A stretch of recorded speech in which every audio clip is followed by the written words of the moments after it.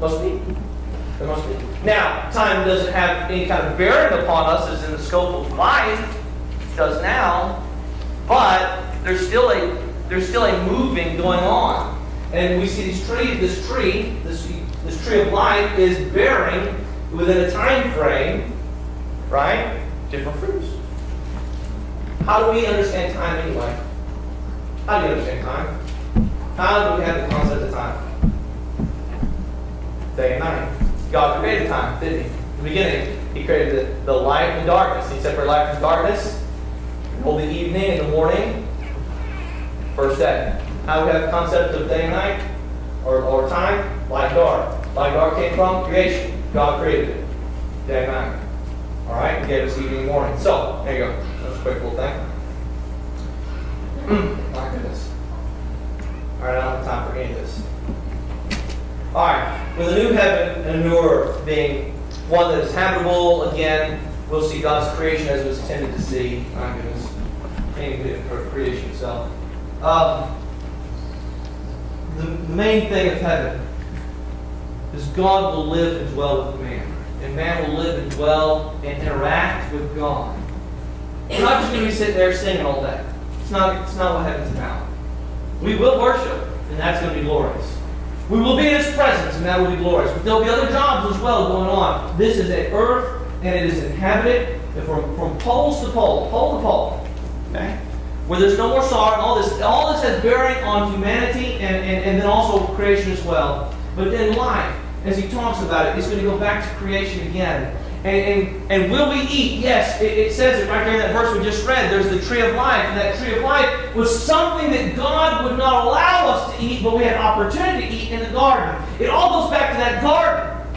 Because there was a tree of the knowledge of good and evil in the garden, but there was also the tree of life in the garden. And when man ate the tree of the knowledge of good and evil, He said, get mankind out of here. And He sent an angel to guard it, said, lest they eat of the tree of life and live forever in sin. In other words, forever with a separation where we can't fellowship every day. We can't be in good, close fellowship. Amen? And so He said, in Revelation, He's saying that once again, men will have freedom. The freedom, the unbridled freedom to come and eat of the fruit of the tree of knowledge, the tree of life. And to eat of its leaves, which are healing.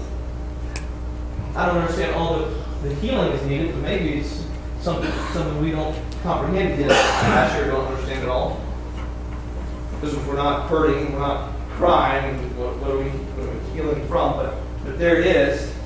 And there's a river, and it talks about that river, an unpolluted river, a pure river. Right? That's the point of it. Creation is back to where it started from. And then even more so because there's whole cities and structures and all these things are going on.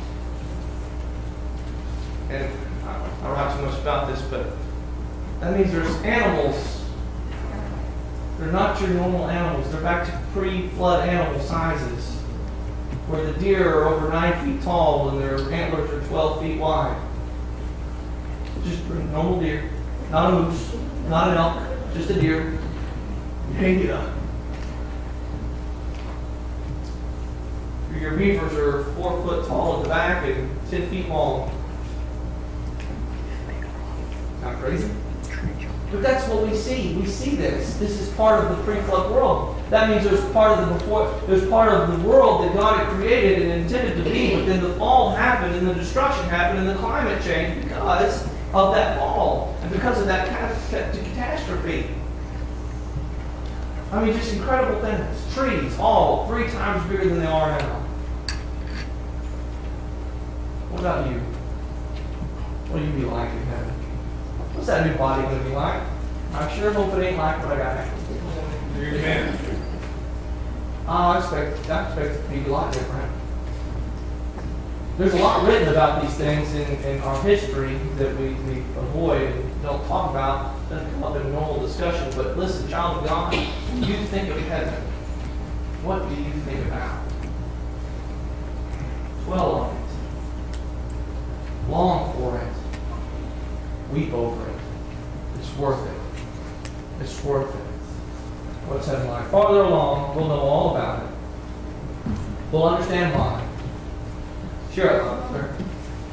Cheer up, my brother. What does it say about the sunshine? Just live in the sunshine. You know why it says that in that song? Because one day we'll live in what is real sunshine. The light of the glorious glory of God. We'll live. It said it there. We will behold His face. You know why it says we'll behold His face? Because we cannot behold His face now. Something about us has got to be different. We have got to be different. Our bodies have got to be different. And I preached on that before, hadn't I? I talked about our eyes being different, expanded out to where we can see all that we should be able to see. Our brains being able to work the way it should be able to work. Our bodies function the way it should function. There's things in our body that haven't worked for since we were born. That it appears like it should be working, but it does not. Why? The fall of man. The fall of man. Sin. Sin has separated us from God. But God, through Jesus, wants to bring us back. What's heaven like? Eye hath not seen nor ear heard the great things God has in store for us. But He says we're to dwell on it. We're to dwell on it. Set your affections on things above, not on things of this earth. On the throne room of Christ. Let's all stand and have a hymn of invitation. I won't keep you long now. Just a verse. Amen. Just a verse. What's it going to be like with God? More fulfilling than our most fulfilling day. More joy than the day that we enjoy the most. Because we're with our Creator, who desires to walk with us daily.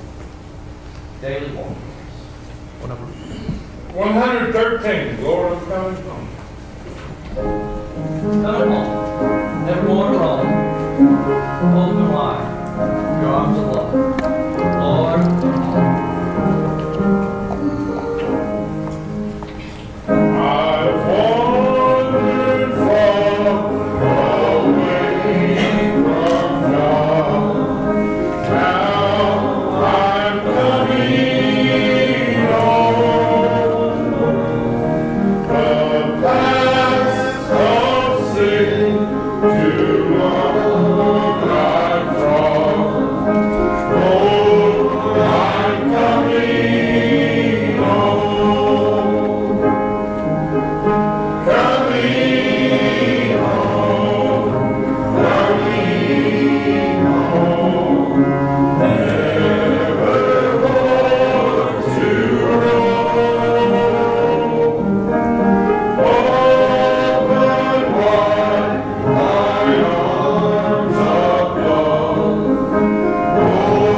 Lord, I'm coming home.